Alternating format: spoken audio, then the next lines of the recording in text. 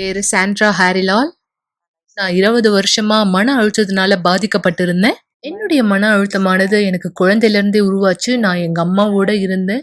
நானும் எங்க அம்மாவும் எங்க தங்குறதுன்னு கூட எங்களுக்கு தெரியாது. பல நேரங்கள்ல நாங்க ரோட்டு பக்கத்தில தான் இருப்போம். சில நாள் ராத்திரிகள் பாலத்துக்கு அடியில தூங்குறதுக்கு முயற்சி செய்வோம். சில சமயம் எங்க அம்மா செய்தித்தாள்லாம் வித்திருக்காங்க. சில நேரத்துல கம்பெனி வாசல்ல, கம்பெனிக்குள்ளாக நாங்க தூங்குவோம். ஏன்னா, நாங்க மக்கள் இடத்துல இருந்து எங்கள பாதுகாத்துக் கொள்றதுக்காக. பகல் முழுவதும் ரோடு தான் என்னுடைய வீடா இருந்தது. ராத்திரியில கம்பெனி தான் எங்களுடைய வீடா இருந்தது. என்ன பாக்குற மக்கள் என்ன குழந்தைன்னு நினைச்சு எனக்கு நெறைய உணவுகள் குடுப்பாங்க. எனக்கு ஏதாவது குடுக்க விரும்புவாங்க. பகல் நேரத்துல நான் தோட்டத்துல தூங்குவேன். ரோட்ல இருப்பேன். நானும் எங்க அம்மாவும் சில நேரத்துல ராத்திரி ஆவற வரைக்கும் நாங்க அந்த இடத்திலே தங்கி இருப்போம். இது எனக்கு உண்மையாவே அவமானத்த கொடுக்கும். ஏன்னா, நான் ஸ்கூலுக்கு போயிட்டு இருந்தேன். அங்க இருக்கிற ஸ்கூல் பிள்ளைகள் அங்க கடந்து போகும்பொழுது நான் நடிப்பேன். இந்த மாதிரி நான் யாருக்கோ காத்துட்டு இருக்க மாதிரி நான் அத காமிச்சுக்க விரும்ப மாட்டேன். நான் அங்கதான் தங்கியிருக்கேன்னு. ஆனா எங்க அம்மாவுக்கு யாருமே அவங்களுக்கு அன்ப காமிச்சது கிடையாது. அவங்க கூட இருந்த நாட்கள்ல எனக்கு அவங்க அன்பே செலுத்தினது கிடையாது. இன்னும் சொல்லப்போனா என்ன துன்புறுத்துவாங்க. எனக்கு எதுவும் கொடுக்க மாட்டாங்க. என்கிட்ட இருக்கிறதும் பிடுங்கப்படுறதா இருந்தது. ஸ்கூலுக்கு போறது கூட எனக்கு மிகவும் கஷ்டமா இருந்தது. இன்னும் சொல்லப்போனா நான் அவங்களால நிறையவே துன்புறுத்தலுக்கு ஆளானேன். அதனாலதான் நான் அத சொன்னேன். அவங்களுக்கு யாருமே அன்பு செலுத்தினது கிடையாது. அதன் காரணத்தினாலதான் அவங்க என் மேல அன்பா இல்ல. இதுதான் என்னுடைய சூழ்நிலையா இருந்தது. என்னுடைய தாயாருடைய துன்புறுத்தல் நிமித்தமா நான் வீட்டை விட்டு ஓடினேன். நான் ஒரு உறவுல ஈடுபட்டேன். அந்த உறவும் கூட ரொம்பவும் தவறானதா இருந்தது. துன்புறுத்தக்கூடியதா இருந்தது. ஏன்னா அந்த ஆள் போவாரு, வெளியே போய் குடிச்சிட்டு வருவாரு, என்னை பணம் கேட்டு அடிப்பாரு, துன்புறுத்துவாரு, சூடு வைப்பாரு, ரொம்பவும் கொடுமை செய்வாரு. இன்னும் சொல்ல போனா ஒவ்வொரு நாளுமே இந்த மாதிரி எனக்கு நடக்கும். அவர் குடிச்சிட்டு வருவாரு, என்னை போட்டு அடிப்பாரு, முடிச்சதும் தூங்கிடுவாரு. நான் ஏதாவது சமைப்பேன், அதை எடுத்து என் மூஞ்சுக்கு நேரா வீசி அடிப்பாரு. எனக்கு சாப்பிட எதுவும் தர மாட்டாரு, எனக்கு உணவு அளிக்க மாட்டாரு. அவருக்கு ஏதாவது தேவைன்னா என்ன பயன்படுத்திப்பாரு. பல நாட்கள் நான் ரூம்குள்ள அடைக்கப்பட்டவளா என்ன பூட்டி வச்சிருந்தாரு. இதன் காரணமா நான் ரொம்ப அதிக மன அழுத்தத்துக்கு உள்ளானேன். அதனால நான் என்ன மறிச்சுக்கணும்னு நினைச்சேன். நான் கீழே போனேன், ஏதாவது கிடைக்குமா என்ன மறிச்சுக்கிறதுக்குன்னு யோசிச்சேன். ஏன்னா நான் உண்மையாவே சாகணும்னு நினைச்சேன். நான் என் வாழ்க்கையில மிகவும் சோர்ந்து போயிட்டேன். நான் போனேன், கிருஷ்ணால் எடுத்து குடிச்சிட்டேன். அதனால 2 நாள் நான் வியாதிப்பட்டு இருந்தேன். இந்த துன்புறுத்தப்பட்ட உறவுல இருந்து நான் என்ன விலக்கிக்கணும்னு நினைச்சேன். அதை விட நினைச்சேன். இந்த உறவின் மூலமா எனக்கு ஒரு குழந்தை இருந்தது. இந்த உறவை நான் விட்டுட்டு நான் தனியா வாழ விரும்பினேன். ஆனாலும் கூட நான் இன்னமும் மன அழுத்தமா தான் இருந்தேன். ஏன்னா எனக்கு அன்பு செலுத்தவோ அக்கறை செலுத்தவோ யாருமே இல்ல. இதன் காரணமா நான் குடிப்பழக்கத்துக்கு அடிமையான நண்பர்களை சேர்த்து கொண்ட குடிக்க போனேன். சொல்ல போனா ஒவ்வொரு நாளும் குடிப்பேன். பல நேரத்துல நான் குடிச்சிட்டு ரோட்ல கூட விழுந்து கிடப்பேன். மேலும் நான் இன்னொரு உறவுல ஈடுபட ஆரம்பிச்சேன். என் கணவரும் குடிப்பாரு, நானும் குடிப்பேன்னு தெரியும். நாங்க 2 பேருமே சேர்ந்து குடிக்க ஆரம்பிச்சோம். பல பிரச்சனைகள் உருவாச்சு, சண்டைகள் உருவாச்சு. இந்த உறவுலும் எனக்கு ஒரு குழந்தை கிடைச்சது. ஆனாலும் என்னுடைய மன அழுத்தம் என்னை விட்டு எங்கேயுமே போகல. அது அங்கதான் இருந்தது. ஒரு நாள் நான் வீட்டுல இருக்கும் பொழுது டிவி ப்ரோக்ராம் பார்த்தேன். அப்பதான் பாஸ்டர்ஸ் நான் டிவில பார்த்தேன். உண்மையா சொல்லணும்னா அவங்க என்ன சொன்னாங்கன்னு எனக்கு சுத்தமா புரியல. ஆனா ஒரு விஷயம் மட்டும் புரிஞ்சது. இவங்களால எனக்கு உதவி செய்ய முடியும்னு நான் நம்பினேன். உடனடியா நான் அவங்களுக்கு தொலைபேசியில தொடர்பு கொண்டேன். அவங்க எனக்கு ஆலயத்துக்கு வரும்படி அறிவுரை கூறினாங்க. இந்த ஆலயம் பக்கத்துல இருக்கோம், நீங்க அந்த ஆலயத்துக்கு போங்கன்னு சொல்லியிருந்தாங்க. நான் ஆலயத்துக்கு போயிருந்தேன். பாஸ்டருக்கு என்னோட பிரச்சனையை விளக்கி சொன்னேன். நான் பார்த்தேன் எல்லா மக்களுமே என்ன மாதிரிதான் ஒரு நாள் இருந்திருக்காங்க. என்னுடைய வாழ்க்கை இந்த மாதிரியாகத்தான் இருக்கணும்னு நான் நினைச்சேன். நான் ஆலயத்துக்கு அங்க சொல்ற போதகத்தை பார்க்கும்போது நான் என்ன கத்துக்கிட்டேன்னா, ஆண்டவர் நமக்கு சிறந்த வாழ்க்கை கொடுக்க தயாரா இருக்காரு. நான் வாழ்ந்துட்டு இருக்க இந்த பழைய வாழ்க்கைய தேவன் ஒரு பொழுதும் விரும்பலன்னு நான் புரிஞ்சுக்கிட்டேன். ஏன்னா நான் கத்தி எடுத்துட்டு அவர் பின்னாடி ஓடி இருக்கேன். அவர் குடிச்சிட்டு வரும்போது சண்டை போட்டிருக்கேன், அடிச்சிருக்கேன், துன்புறுத்தி இருக்கேன், பேசி இருக்கேன், திட்டி இருக்கேன். 2 பேரும் சேர்ந்து பயங்கரமா குடிச்சிருக்கோம். பிள்ளைகளும் அந்த இடத்துல இருந்தாங்க. இந்த காரணத்தினால பிள்ளைகளும் மிக கஷ்டத்தை சந்திச்சிருக்காங்க. என்னை சுத்தி என்ன நடக்குதோ என் பிள்ளைங்க எல்லாவற்றையும் பார்த்திருக்காங்க. நான் வெள்ளிக்கிழமை தொடர் சங்கிலி ஜபத்துக்கு போனேன். தொடர்ந்து தொடர் சங்கிலி ஜபம் செஞ்சேன். வெள்ளிக்கிழமையில என் விடுதலைக்காக தேடினேன். ஏன் விடுதலைக்காக தேடினேன். பரிசுத்த ஆவியானவரை குறித்து தெரிஞ்சுக்கிட்டு அவரை குறிச்சு தேடினேன். நான் பரிசுத்த ஆவியானவரையும் பெற்றுக்கொண்டேன். என்னுடைய கணவரை நான் ஊக்கப்படுத்தின ஆலயத்துக்கு வரும்படி. அவரும் அவருடைய விடுதலைக்காக தேட ஆரம்பிச்சாரு. தேவனுடைய பிரசனத்தையும் தேட ஆரம்பிச்சாரு. அதன் பிற்பாடு எங்களுடைய வாழ்க்கை முற்றிலுமா மாற்றப்பட்டது. இன்னைக்கு நான் முற்றிலுமா விடுதலையாக்கப்பட்டிருக்கேன், ஆசீர்வதிக்கப்பட்டிருக்கேன், சமாதானம் உடையவளா இருக்கேன், சந்தோஷமா இருக்கேன், ஆசீர்வாதமா இருக்கேன். இப்ப நான் சமாதானத்துல இருக்கேன். இனிமேலும் மன அழுத்தத்துல இல்ல. இனிமேலும் துன்புறுத்தப்படுற உறவுல இல்ல. ஏன்னா நான் ஒரு ஆசீர்வதிக்கப்பட்ட உறவுல இருக்கேன். இனிமேலும் நான் குடிப்பழக்கத்துக்கு அடிமையா இல்ல. குடிப்பழக்கமுடைய நண்பர்கள் என் மத்தியில இல்ல. எனக்குள்ள தேவனுடைய பிரசன்னம் இருக்கு. அவரே என்ன பாதுகாக்கிறவரா இருக்காரு. ஒருவேளை நீங்களும் இந்த மாதிரியான பிரச்சனைகள இருக்கீங்களா? தேவன் உங்களுக்காக உதவி செய்ய தயாரா இருக்காரு. நீங்க வாங்க. எப்பேற்பட்ட மன அழுத்தமா இருந்தாலும் சரி, என்ன பிரச்சனையா இருந்தாலும் சரி, ஆலயத்துக்கு வாங்க. உங்களுக்காக உதவி செய்ய ஒருத்தர் இருக்காங்க. ஒரு சாட்சியோடு தொடங்கின நாம் இந்த நிகழ்ச்சியை உங்களுக்காய் முன்வைப்பதற்கான காரணம், உங்கள் கவலைகள் மக்களே நிறுத்தப்பட முடியும். நீங்கள் எந்த இடத்திலிருந்து எங்களை பார்த்து கொண்டிருந்தாலும் சரி, எந்த பாஷையை சேர்ந்தவராக இருந்தாலும் சரி, நீங்கள் உங்கள் கவலையிலிருந்து வெளியே வர முடியும். ஏனென்றால், ஏன் என்னால் இந்த உறுதியா சொல்ல முடியும்? யாரும் நீங்க பிறக்கும் பொழுது இந்த கஷ்டத்தோட பிறகுல இந்த பிரச்சனைகள் உங்க வாழ்க்கையில முன் குறிக்கப்பட்டதும் அல்ல. புரிந்து கொள்ளுங்கள், தேவன் உலகத்துல ஒருவரும் கஷ்டப்படும்படியாய் யாரையும் பிறக்க அனுமதிக்கவில்லை. ஆனால் கண்டிப்பாய் உங்க வாழ்க்கை சூழல் அது உங்க வாழ்க்கை உங்களுக்கு நினைவு தெரிந்த நாளிலிருந்து கண்ணீரும் கவலையும் வேதனையும் புறக்கணிக்கும் அவமானம் தோல்வியுமான வாழ்க்கை இருந்திருந்தாலும் கூட இனி உங்கள் வாழ்க்கை அப்படித்தான் இருக்க வேண்டும் என்பது தலையெழுத்தோ தலைவிதியோ இல்லை மக்களே. உங்கள் சொந்த தீர்மானம். அதுதான் இந்த சாட்சியினுடைய ஒரு ஆதாரம். ஒருவேளை நீங்க உலகத்துல பிரச்சனைகளோட வந்தது உங்கள் பிழையா இல்லாது இருக்கலாம். ஆனால் பிரச்சனையோடு உங்க வாழ்க்கை முடியும் என்கிற ஒரு மனநிலை மிகப்பெரிய தவறு. பிரச்சனையோடவே நீங்க வாழ்ந்து வந்திருக்கீங்களா? இனி பிரச்சனை இல்லாத ஒரு வாழ்க்கை நீங்க வாழ முடியும் என்ற விசுவாசத்தை புதுப்பித்துக் கொள்ளுங்கள் மக்கள்.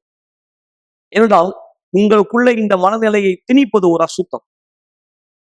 நீ கஷ்டப்பட பிறந்தால் கஷ்டத்தோடு தான் வாழ்க்கை முடியும். இது உங்களுக்குள் திணிக்கப்பட்டிருக்கிறது. ஆனால் ஆண்டவர் வார்த்தை சொல்வது என்ன தெரியுமா? விசுவாசிக்கிறவனுக்கு எல்லாம் கூடும். விசுவாசிக்கிறவனுக்கு எல்லாம் கூடும். உங்க வாழ்க்கை தரம் மாற முடியும். இந்த 10 அடையாளங்களை நீங்கள் உங்க வாழ்க்கையில சந்தித்தால் கண்டிப்பாய் ஒரு ஆவிக்குரிய தாக்கம் உண்டு. தொடர்பு கொள்ளுங்கள், நேரடியாய் வாருங்கள். இவர்களைப் போல நீங்க உதவியை பெற்றுக்கொள்ள முடியும். முதலாவது 10 அடையாளங்களை குறித்த ஒரு தெளிவை பெற்றுக்கொள்ளலாம். உங்களால் தூங்க முடியவில்லை, ஆனால் அலாரம் ஆஃப் ஆகி விடுகிறது. பிற்பாடு மிக அலுவலான வேலையை செய்ய நீங்கள் தோன்றுகிறீர்கள். ஏராளமான காஃபி எனர்ஜி ட்ரிங்கை உட்கொண்டு அந்த நாளை நீங்கள் கடந்து செல்கிறீர்கள். இழந்தவராய் இப்படியாவது அவங்க வாழ்க்கை சென்ற வருடம் முழுவதும் இருந்தது. நாளை உறங்க முடியவில்லை என்பது சாதாரணமான ஒரு விஷயம் அல்ல. இது மாத்திரம் நீங்கள் சந்திக்கிற பிரச்சனைகள் அல்ல. வீட்டில் நீங்கள் பார்க்கிற அந்த நிழல்களை பற்றி என்ன சொல்வது? அப்படி அதிலிருந்து நீங்கள் விடுபட போகிறீர்கள். மீண்டும் நேற்று ராத்திரி உடலில் அழுத்தத்தை உணர்ந்தீர்கள். இருக்கப்படுவதை போல உணர்ந்தீர்கள். தூக்கத்திலே முரமானதை போல உங்களால் அசையவோ அல்லது கத்தவோ கூட முடியவில்லை. உங்கள் உயிரே கூட போகக்கூடிய அளவிற்கு காலை வேலை வருகிறது. மீண்டும் அலாரம் ஆஃப் ஆகிறது. நீங்கள் பரபரப்பான அலுவலை மீண்டும் துவங்குகிறீர்கள். இது பேசுவதற்கு மிக கடினமான ஒரு சூழ்நிலை. இந்த வழக்கமான தொடர்கதை விட்டு வெளியே வர வழி உண்டா? டிவி தானாகவே ஆஃப் ஆகி விடுகிறது. வீட்டில் தனியே இருந்தாலும் கூட யாரோ ஒருத்தர் உங்கள் பொருளை மாற்றி மாற்றி வைக்கிறார்கள். நீங்கள் ஆவிக்குரிய தாக்குதலுக்கு பாதிக்கப்பட்டிருக்கிறீர்கள். இது 5வது தடவை இந்த மாதம் பதற்றத்திற்கான மாத்திரை வாங்க நீங்கள் மருந்து கடைக்கு சென்றது. இந்த மாதத்திலே அதிர்ச்சி தாக்குதலில் இருந்து உங்களை காத்துக் கொள்ளும்படி இறந்து போன குடும்ப ஒருத்தர் உங்களோடு பேசுவதை போன்ற குரல்களை கேட்கலாம். இது இனி உங்கள் வாழ்க்கையாய் ஒருபோதும் இருக்கக்கூடாது. ஒவ்வொரு வெள்ளிக்கிழமையும் எங்களோடு இணையுங்கள். இந்த தொடர் சங்கிலியில் ஆவிக்குரிய அழுத்தத்திலிருந்து விடுபட 282 அண்ணா சாலை, சென்னையில்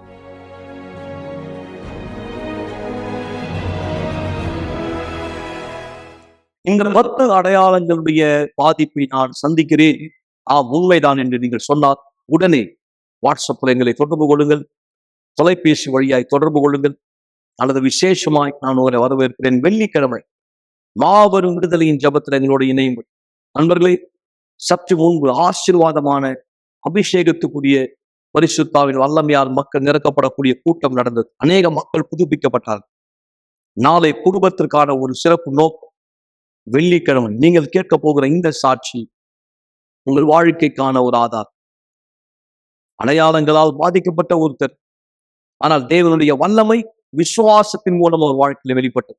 சாட்சி கூர்ந்து கவனிங்கள். தண்ணீரை ஆயத்தப்படுத்திக் கொள்ளுங்கள். நாம் இறுதியிலே உங்களுக்கான ஒரு விசேஷமான ஜெபத்தை செய்ய போறோம். கண்டிப்பா நிகழ்ச்சியின் இறுதி வரை எங்களோடு இணைந்திருங்கள். என் பேர் நாதியா. நான் ஆலயத்துல கலந்துக்கிறதுக்கு முன்னாடி பயம், பதட்டம், தாழ்வு மனப்பான்மை, எப்போதும் எதிர்மறையான எண்ணம் உடைய பெண்ணா இருந்தேன். சிறு வயதிலேயே நான் ஸ்கூல் படிக்கும்போதே யாருமே என்ன நம்ப மாட்டேங்கிறாங்க. நான் என்ன செய்றேனோ அதுல அர்த்தமே இல்ல. நான் அசிங்கமா இருக்கேன். நான் பண்றது சரியில்லன்னு எனக்கு தோணும். எனக்கு தன்னம்பிக்கையே கிடையாது. நான் எது செய்றேனோ அதுல சரியில்லன்னு நினைப்பேன். எனக்கு கிடைக்க வேண்டிய கவனம் கிடைக்காததுனால நான் எப்போதும் மன அழுத்தமா இருப்பேன். தற்கொலை எண்ணமானது இருந்தது. நான் எப்படியாவது சாகணும்னு நினைச்சேன். நான் இறந்துட்டா இப்ப என்ன கடந்து போயிட்டு இருக்கனோ அத கடந்து போக வேண்டியதில்ல. எல்லாமே சரியாயிடும்னு எனக்கு தோணுச்சு. ஏன்னா நான் இந்த மாதிரியான பிரச்சனைய கடந்து போறது யாருக்குமே தெரியாது. ஏன்னா என்னோட தாயாருக்கு முன்னாடி, என்னோட நண்பர்கள் முன்னாடி எல்லாமே சரியா இருக்க மாதிரி இருக்கும். நான் இத பத்தி ஒரு நாள் கூட அவங்க கிட்ட விளக்கி சொன்னதில்ல. ஏன்னா நான் நினைச்சேன் அவங்க அத புரிஞ்சுக்க மாட்டாங்க. ஒருவேளை நான் இத சொன்னா அவங்க எப்படி நடந்துப்பாங்கங்கறத பார்த்து நான் பயந்தேன். என்னோட ஸ்கூல்ல படிப்பு, கிரேட் எல்லாமே நல்லா இருக்கும். என்னோட ஃப்ரெண்ட்ஸ் முன்னாடி நான் நல்லா இருக்க மாதிரி இருக்கும். சந்தோஷமா இருக்க மாதிரி இருக்கும். ஆனா எனக்கு மட்டும் தான் தெரியும் நான் எனக்குள்ள வெறுமையா இருக்கேன், தனிமையா இருக்கேன். எனக்குள்ள சோகமானது நெறைய இருக்கு. இதெல்லாம் யாருக்குமே தெரியாது. நான் என்ன கடந்து போறேங்கிறது யாருக்குமே தெரியாது. என்னுடைய அப்பா தான் என்ன யுனிவர்சல் ஆலயத்துக்கு கூட்டிட்டு வந்தாரு. அந்த தருணத்துல தான் சிறப்பு நிகழ்ச்சிகள், தொடர் சங்கிலி ஜெபம் அதெல்லாம் நடந்துகிட்டு இருந்தது. ஆனா நான் உண்மையா, நேர்மையா, விசுவாசத்தோட கலந்துக்கல. நான் சில நேரத்துல வருவேன், சில நேரத்துல வரமாட்டேன். அந்த மாதிரி தான் நான் இருந்தேன். ஆனா நான் ஒரு நாள் தீர்மானிச்சேன். இனிமேல நான் இதே மாதிரி இருக்கக்கூடாது. நான் இத ரொம்ப கவனமா எடுத்துக்கணும் அப்படின்னு நினைச்சேன். நான் தொடர் சங்கிலி ஜெபத்துல மிகவும் கவனமா இருந்தேன். நான் இந்த தொடர் சங்கிலி ஜெபத்துல என் வாழ்க்கைய மாத்திப்பேன். அதனால நான் எல்லா நாளும் ஆலயத்துக்கு போனேன். புதன்கிழமை பரிசுத்த ஆவியானவர் கூட்டத்துக்கு வந்தேன். வெள்ளிக்கிழமை விடுதலைக்கான கூட்டங்களுக்கு வந்தேன். இந்த மாதிரி நான் கூட்டங்களுக்கு தொடர்ந்து வரும்பொழுது எனக்கு அது உற்சாகத்தை தந்தது. மேலும் நான் காட்லிவுட் குரூப்லயும் கலந்துக்கிட்டேன். அதுல நிறைய விதமான டாஸ்க் இருந்தது. எனக்கு அது ரொம்ப சந்தோஷமா இருந்தது. ஒரு பொண்ணா அந்த டாஸ்க நான் பண்ணும்போது பலமா உணர்ந்தேன். நான் தொடர் சங்கிலி ஜெபத்திலயும் ரொம்ப கவனமா கலந்துக்கிட்டு காட்லிவுட் டாஸ்க் எல்லாத்தையும் பண்ணும்பொழுது நான் இனிமேலும் அதே பழைய நபரா இல்ல. நான் சோகமா இல்ல. எனக்குள்ள தன்னம்பிக்கையானது இருக்கு. இன்னைக்கு இப்ப யாருடைய உறுதிப்படுத்துதலும் எனக்கு தேவை கிடையாது. நீ இத பண்ணணும், நீ அத பண்ணணுங்கிறது தேவையில்லை. ஏன்னா எனக்குள்ள தன்னம்பிக்கை இருக்கு. நான் நம்புறேன். நான் எதை செய்யறேனோ சிறந்ததா செய்றேன். நான் இந்த மன அழுத்தம், பயம், தற்கொலை எண்ணத்துல இருந்து விடுதலையான பிற்பாடு நான் புரிஞ்சுகிட்ட ஒரு விஷயம் என்னதுன்னா பரிசுத்த ஆவியானவர்.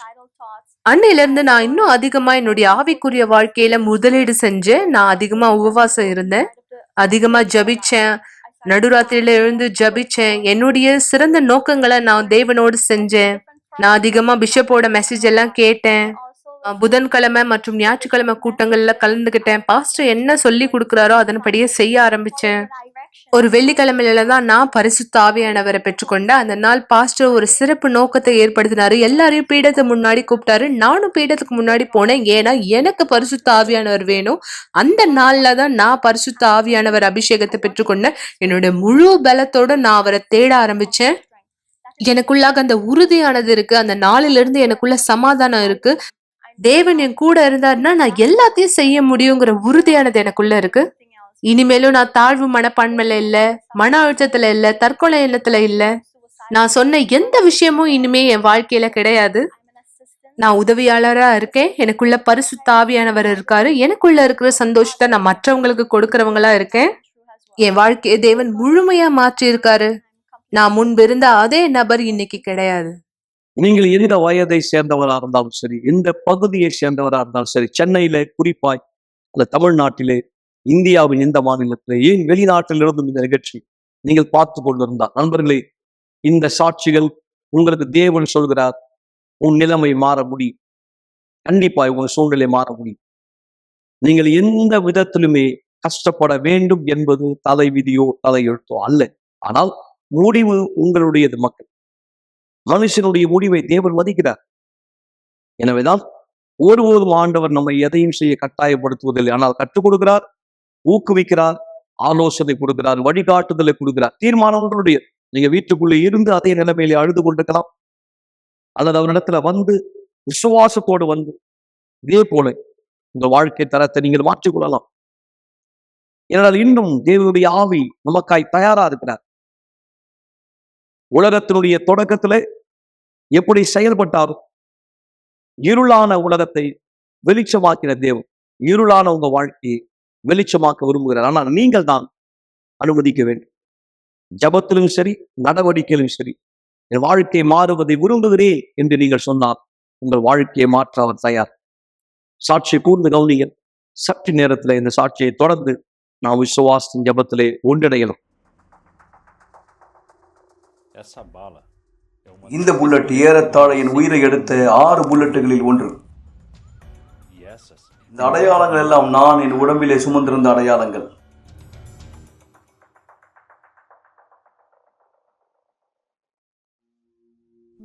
என் பையன் ஒரு கிறிஸ்துவ குடும்பத்துலதான் வளர்ந்தான். அவன் வளர வளர வாலிபனாக ஒரு தருணத்துல ஆலயத்துக்கே போக விரும்பலன்னு சொன்னான். அந்த தருணத்துல இருந்துதான் எல்லாமே ஆரம்பிச்சது. எங்க பையனா இதுன்னு யோசிக்கிற அளவுக்கு இருந்தது. ஏன்னா அவனோட நடவடிக்கை எங்களுக்கு காமிச்சது இனிமேலும் அவன் பழைய நபரா இல்ல. ஒரு அன்பா கடினமா வேலை செய்யக்கூடிய நபரா இருப்பான். ஆனா அவன் இப்ப அப்படி இல்ல. நான் அதிக நேரம் தெருவில் செலவழிக்க தொடங்கினேன். இரவு நேரங்கள் நான் வீதியில தங்குவேன். ராத்திரி வெளியே தான் நான் செலவழிப்பேன். நான் பள்ளிக்கூடம் போறதா சொல்லுவேன். நான் பள்ளிக்கூடம் போகாம மாலை வகுப்பை தவிர்த்துட்டு கெட்ட நண்பர்களோட வெளியே சுற்றுவேன். தவறான காரியங்கள் செய்வேன். அப்போ எனக்கு அது தவறுன்னு தெரியல. இரவு நேரங்களில் வெளியே இருந்து நான் திருட ஆரம்பிச்சேன். பிற்பாடு போதை பழக்கத்துக்கு அடிமையான போதைப் பொருள் விற்கவும் தொடங்கினேன். பல பார்களுக்கு போவேன். அப்போ இந்த மாதிரியான நபர்களை நாங்க பார்ப்போம். இந்த படத்துல நீங்க பாக்குற மாதிரி இங்கதான் நாங்க திட்டம் தீட்டுவோம். எப்படி திருடுறது, எந்த நேரம் போலாம், எங்க போலாம்னு நாங்க திட்டம் பண்ணுவோம். யாரெல்லாம் போக போறது, எப்படிப்பட்ட ஆயுதங்கள்லாம் நாங்க பயன்படுத்த போறோம் அப்படின்னு நாங்க திட்டம் பண்ணுவோம். அப்படியா சின்ன சின்ன திருட்டுகள் தொடங்கி அப்படியா படிப்படியா பெரிய திருட்டு அளவுக்கு போனது. அப்படிப்பட்ட ஒரு தொழில நான் எதிரிகளை எனக்குன்னு உருவாக்கிட்டேன். ஒரு தடவை நான் அப்படியே துப்பாக்கியால சுடப்பட்டேன். கொலை முயற்சி அப்படின்ற ஒரு அனுபவம் எனக்கு இருக்கு. என்ன கொல்ல முயற்சி பண்ணவன் 6 தடவை என்ன சுட்டா. ஆனா வெறும் 3 குண்டு தான் என் மேல பட்டது.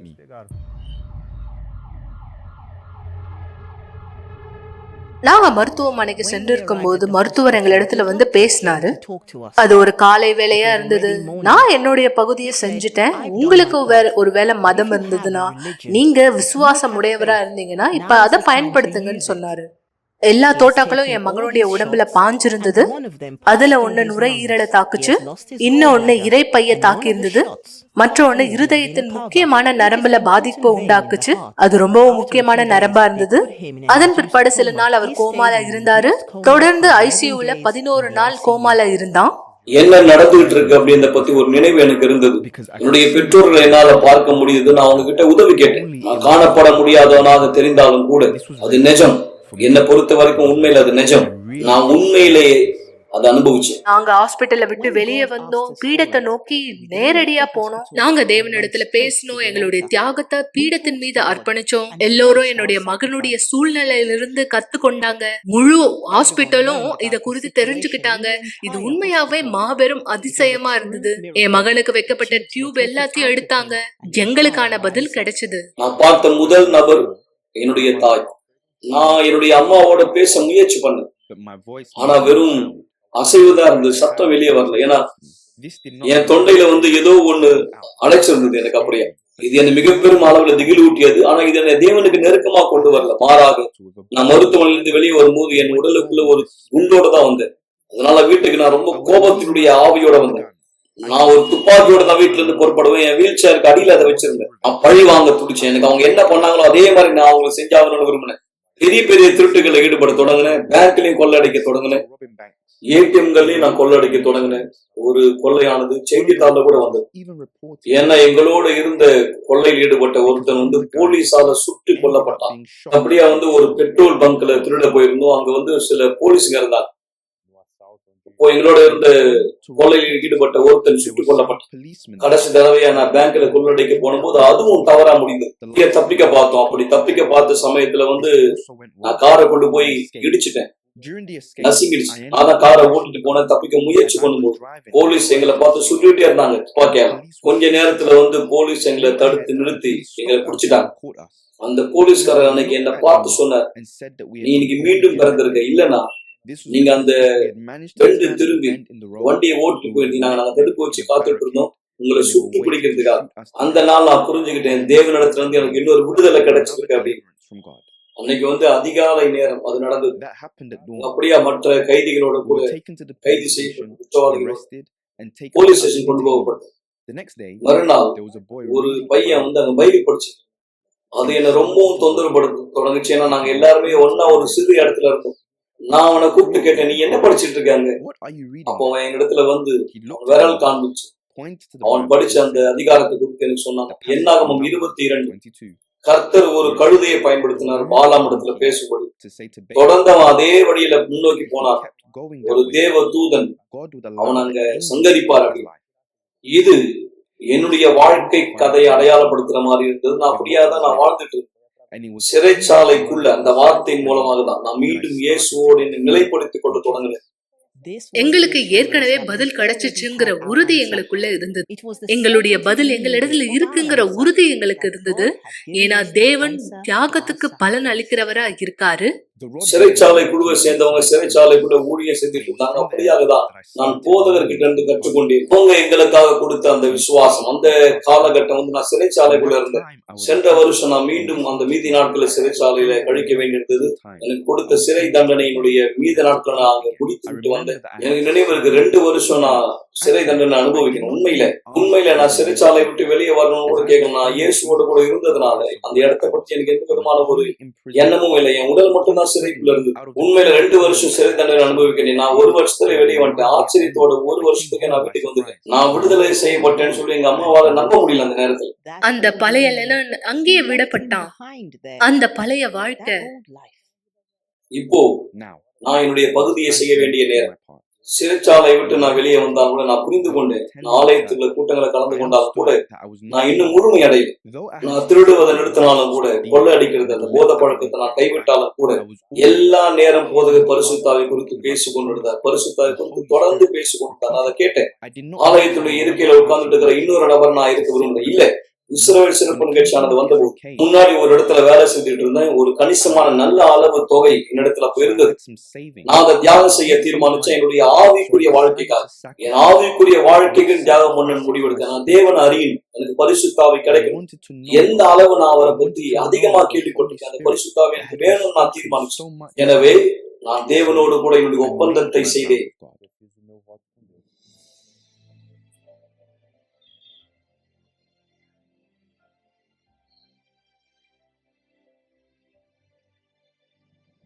பீடத்தின் மேல நான் உறுதியோட ஏறிப்போம்.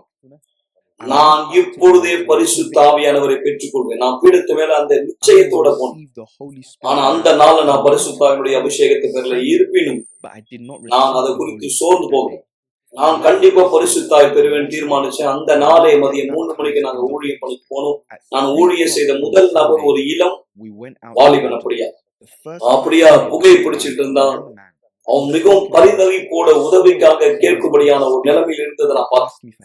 நான் அவனிடத்துல இயேசு குறித்து பேசினேன். அவன் சொன்னான், எனக்கு இப்பவே இயேசு தேவை. நான் சொன்னேன், உடனடியா இது நடந்தான். உடனே அவன் வீட்டுக்கு போனான், துணியை மாற்றிக்கொண்டான். அன்னைக்கு சாயந்தரம் 6 மணி கூட்டத்துல அவன் கலந்து கொள்ள தீர்மானிச்சான். அந்த 6 மணி கூட்டத்துல இந்த நேரத்துல தேவனிடத்துல என்ன கேட்டார் நான் புரிஞ்சுக்கிட்டேன். பையனோட சேர்ந்து போதகர் பரிசுத்தாவை தேடுங்கன்னு சொன்ன பொழுது அவனுக்கு உதவி செய்யும் ஒரு விதமாக தேவன் என் பேர் வந்து இறங்கினார். எனக்குள்ளாக ஒரு நிச்சயம் வந்தது. மற்ற எல்லா விதமான உணர்ச்சிகளை என்னை விட்டு நீக்கிய அந்த நாள், அந்த தருணம் தேவன் என்னிடத்துல பேசினார். அவர் எனக்குள்ளாக வாசம் செய்தார். அந்த நாள் துவங்கி என்னுடைய வாழ்க்கையானது முழுமையடைந்தது, நிரப்பப்பட்டது முழுமையா. என் வாழ்க்கையில நான் பெற்றுக்கொண்ட மிக சிறந்த பரிசு இதுதான். ஏன் தெரியுமா? ஏன்னா இன்னைக்கு தேவன் அவனுக்குள்ளாக இருக்காருன்னு எனக்கு தெரியும். நாங்க பெற்றுக்கொண்ட இந்த சமாதானம் விலை மதிக்க முடியாதது.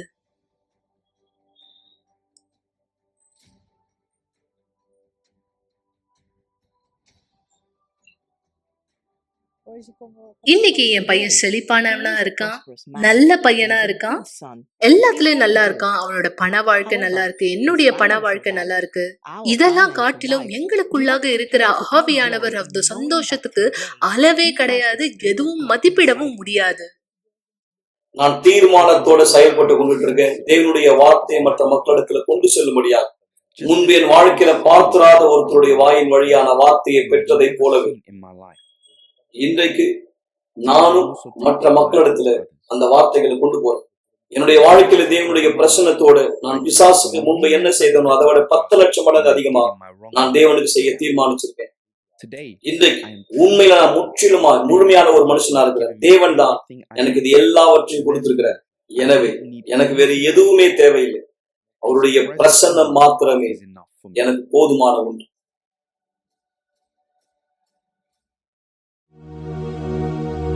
ஒரு கிளாஸ் தண்ணீரை ஆயத்தப்படுத்திக் கொள்ளுங்கள் அல்லது தொலைக்காட்சிக்கு அருகாமையிலே வாருங்கள். இந்த நேரம் உங்களுக்கான ஒரு சிறப்பு ஜெபத்தை நாம் செய்ய போகிறோம். சர்வ வல்லமையான தேவனே, இந்த சாட்சிகளை கேட்ட வார்த்தைகளை பெற்றுக்கொண்ட ஒவ்வொரு மக்களுக்காக நான் கேட்கிறேன். எப்படி வானத்திலிருந்து மழை பெய்து பூமியை நனைத்து முளை கிளம்பி விளையும்படி செய்து, எப்படி விதைக்கிறவனுக்கு விதையையும் புசிக்கிறவனுக்கு ஆகாரத்தையும் கொடுக்கிறதோ அதே போல என் வாயிலிருந்து புறப்படுகிற வசனம் இருக்கு, வெறுமையாக என்னிடத்துக்கு திரும்பாது என்று சொல்லி ஒரு குறிப்பிட்ட மக்களுக்காக மாத்திரம் நீர் இதை சொல்லவில்லை. அந்த வார்த்தையை விசுவாசிக்கிற எல்லோருக்குமே, எல்லோருக்குமே வாக்குத்தத்தம் விசுவாசிக்கிற எல்லோருக்கும் கொடுக்கப்பட்டிருக்கிறது. ஆனால் அதனை அடைவதற்கான செயல் சிலரை வெளிப்படுத்துகிறார். எனவேதான் ஒருவேளை இவர் மனநிலையை அசுத்தம் குழப்பி இருந்தால் உன்னுடைய தலை விதி தலை எழுத்து இல்லை, இதை நீக்கி போல். இப்போதும் இவர் விசுவாசித்தால் இவர் வயதையும் மீறி முடிந்து விட்டது எல்லாமே என்று இவர் யோசித்துக் கொண்டிருந்தால் வாழ்க்கை புதுப்பிக்கப்பட முடியும். இந்த தண்ணீரை பருகுதலின் மூலம் இந்த எல்லா குழப்பங்கள் அடித்து செல்லப்படட்டும், சந்தேகங்கள் நீக்கப்படட்டும், ஒரு புதுப்பித்தல் இந்த ஆத்மாவுக்குள் ஏற்படட்டும், ஒரு புது நம்பிக்கை உண்டாகட்டும், பார்வை திறக்கப்படட்டும். சற்று முன்பு மக்கள் மீது பொழிந்தருளப்பட்ட அதே ஆவி இந்த நிகழ்ச்சியை கேட்கிற ஜெபத்தை பெற்றுக் கொள்கிற ஒவ்வொருத்தர் மீதும் பொழிந்தருளப்படுவார். எல்லா தவறான மனநிலையை நீ மன அழுத்தத்திலிருந்து விடுவி, குடும்பத்துக்குள்ளே சமாதானம் வரட்டும். இந்த தண்ணீரை ஆஸ்வதிக்கிறேன், ஜெபத்தை விசுவாசிக்கிற ஒவ்வொருவரை ஆஸ்வதிக்கிறேன். ஆண்டவராக இயேசுவின் பெயரால் ஆமென். ஆசீர்வாதமான தண்ணீரை குடியுங்கள் மக்களே. உங்களுக்குள்ள யார் நீங்கள் சமாதானம் இல்லாத ஒருவராய் உங்களை பார்த்தீர்களோ இப்போது உங்களுக்குள் சமாதானம் உண்டு. என்னால் உறுதியாய் சொல்ல முடியும். ஆனால் நான் சொன்னதை போல தீர்மானிங்க, கவலை நிறுத்தப்படும்படி. நாளை மீண்டும் இதே நிகழ்ச்சியில் உங்களை சந்திக்க வரை தேவனு அனைவரை ஆஸ்வதிப்பாராக. செல்வாரு. ஒரு நாள் நீங்க கடைசியா இந்த உலகத்துல எழுந்துப்பீங்க. அந்த நாள் கடைசியான நாளா இருக்கும்.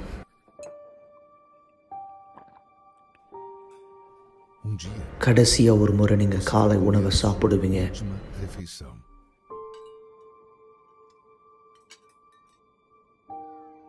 ஒரு நாள் உங்க குடும்பத்தினுடைய முகத்தை கடைசியா நீங்க பார்ப்பீங்க.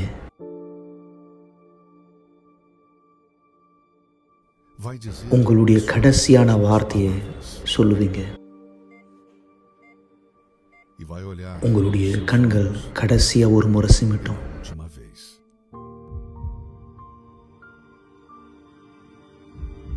உங்க இருதய துடிப்பு கடைசியா ஒரு முறை துடிக்கும்.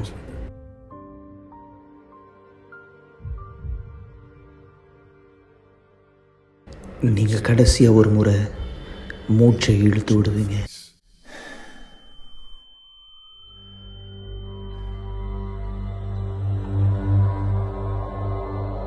அந்த நேரம் உங்களுடைய ஆவிக்குரிய கண்களை திறக்கப்படும்.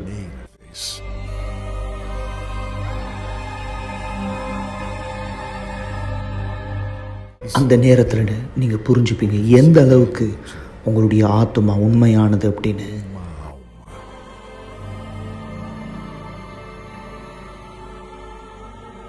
அந்த நாள் இந்த பூமியில நடந்தது எல்லாமே உங்களுடைய ஆத்மாவை காப்பாற்ற மட்டும் நீங்க புரிஞ்சுப்பீங்க.